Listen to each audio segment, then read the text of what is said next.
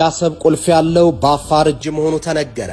አንድ ዓለም አቀፍ የፖለቲካ ትንተና ተቋም የአሰብ ወደብ ቁልፍ ያለው አፋር ቀጠና ላይ ነው ያለ ሲሆን ኢትዮጵያ አስተማማኝና ዘላቂ የባህር መተላለፊያ ለማግኘት የምታደርገው ጥረት ሊሳካ የሚችለው የአፋርን ሕዝብ በማዕከል ያደረገ ፖሊሲ ስትከተል ብቻ ነው ብሏል። የኢትዮጵያ የወደብ ጥያቄ የቀይ ባህር የጸጥታ ጉዳይ ዘላቂ መፍትሄ ሊያገኝ የሚችለው ለዘመናት ሲደርስ የነበረውን የአፋር ሕዝብ የፖለቲካ የኢኮኖሚ መደል በመፍታት ብቻ መሆኑን አንድ አዲስ ጥናት አመላክቷል።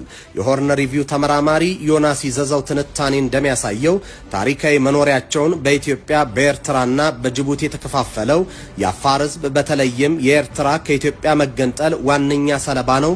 ጥናቱም እንደሚከራከረው እንደ አውሮፓውያን አቆጣጠር በ1993 የተካሄደው የኤርትራ የነጻነት ህዝበ ውሳኔ የአፋርን ሕዝብ ያላካተተና መሬታቸውን በመከፋፈል የኢትዮጵያን ታሪካዊ የወደብ መብት የዘጋ ሂደት ነበር ብሏል።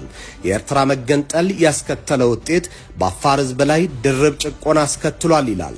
በተለይም በኢትዮጵያ በኩል ያሉ አፋሮች ታሪካዊ የባህር በር መውጫ የሆነውን የአሰብ ወደብን በማጣታቸው ከባድ የኢኮኖሚ ጉዳት ደርሶባቸዋል።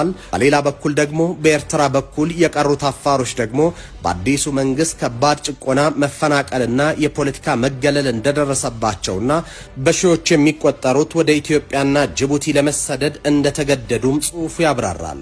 ትንታኔው እንደሚያስገነዝበው ኢትዮጵያ አስተማማኝና ዘላቂ የባህር በር መተላለፊያ ለማግኘት የምታደርገውን ጥረት ሊሳካ የሚችለው የአፋርን ሕዝብ ማዕከል ያደረገ ፖሊሲ ስትከተል ብቻ ነው። የአፋር ሕዝብ በፖለቲካና በኢኮኖሚ አቅም ማጎልበት፣ መብቱን ማክበርና እውነተኛ አጋር ማድረግ የሞራል ጉዳይ ብቻ ሳይሆን የጂኦፖለቲካ አስፈላጊነትን ነው ሲል ጥናቱ ይደመድማል።